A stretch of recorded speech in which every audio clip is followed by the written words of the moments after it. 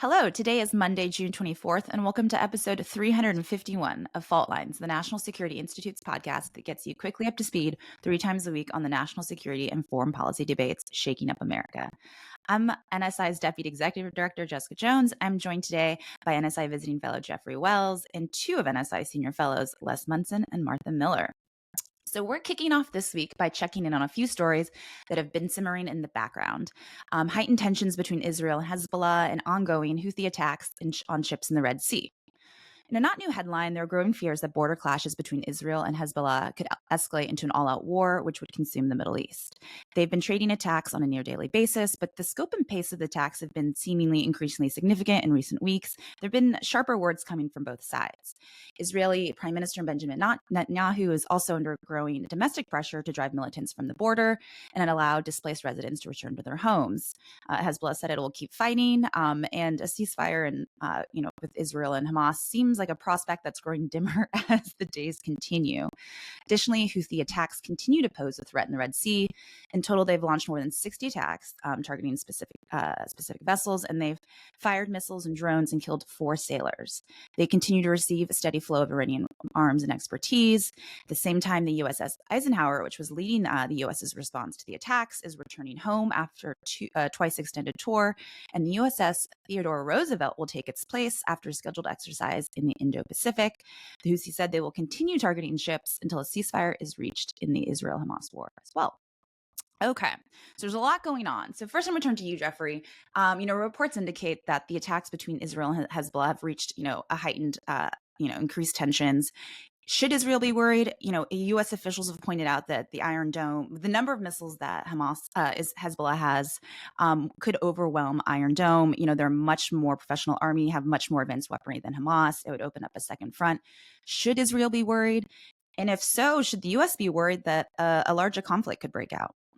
So, yeah, I think they should be worried. Essentially, Hezbollah since 2006 has had an opportunity to rearm undeterred for that time period. And as you said, that their ability to overwhelm the Iron Dome is certainly there. I think they can launch more than 3,000 rockets a day, somebody estimated.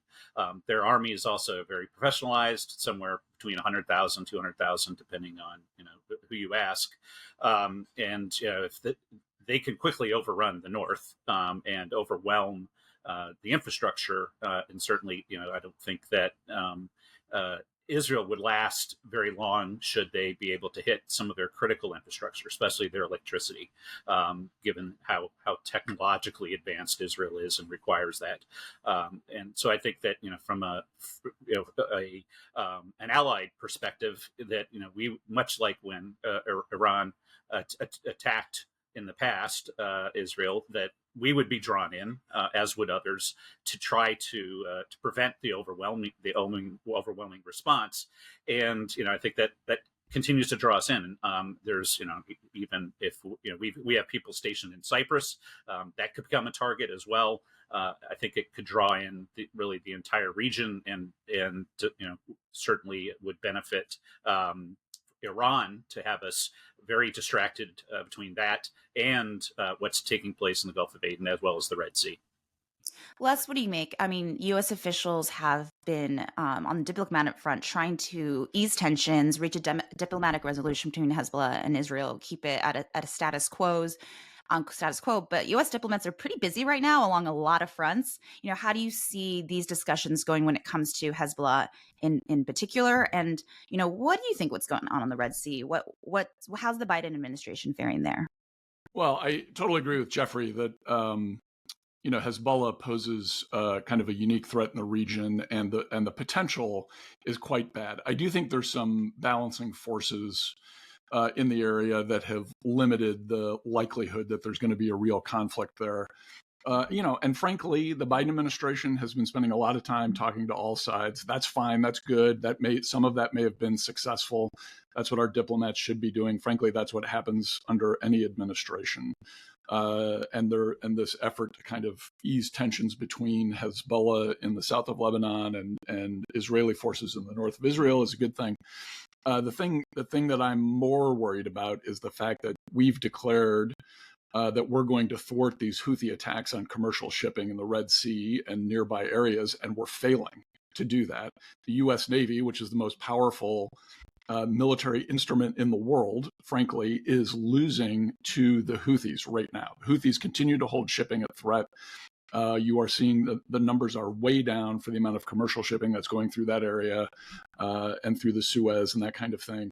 That's very bad. We need to be able to execute on our plan to stop the Houthis from disrupting shipping. So that's the thing that actually bothers me more.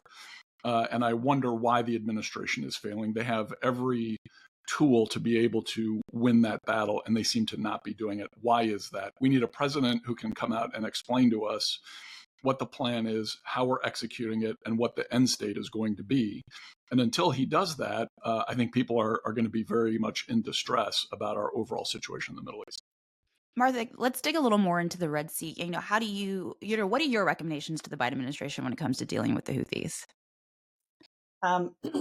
Well, I thought there was actually an interesting op-ed penned by Admiral Stavridis over the weekend, and I think he was exactly right, which is we need more proactive measures. We need to stop with our own self-deterrence. We need to actually deter Iran by taking action and make this actually cost them and the Houthis. So we need to go after, the supply chain back to Iran, quite frankly, and go after Iranian assets that are supplying, whether it be command and control, which is operating intelligence operations to support these attacks, or go after actually logistic vessels that are providing weapons components to the Houthis in Yemen.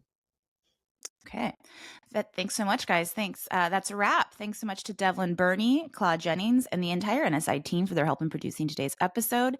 We're going to be announcing the winner of our swag giveaway later today. Check out on our social media handles if you've been chosen. We'll also announce it on the show Wednesday, so be sure to tune in on June 26th for another episode of Fault Lines, the National Security Institute's podcast that gets you smart fast. Those apostrophes are really getting to me. That gets you smart fast on the national security and foreign policy debates shaking up America. We're on YouTube, so check out all of our faces there. And if you like what you heard or saw, don't be mad if you don't get swag, though. Be sure to rate, review, and subscribe.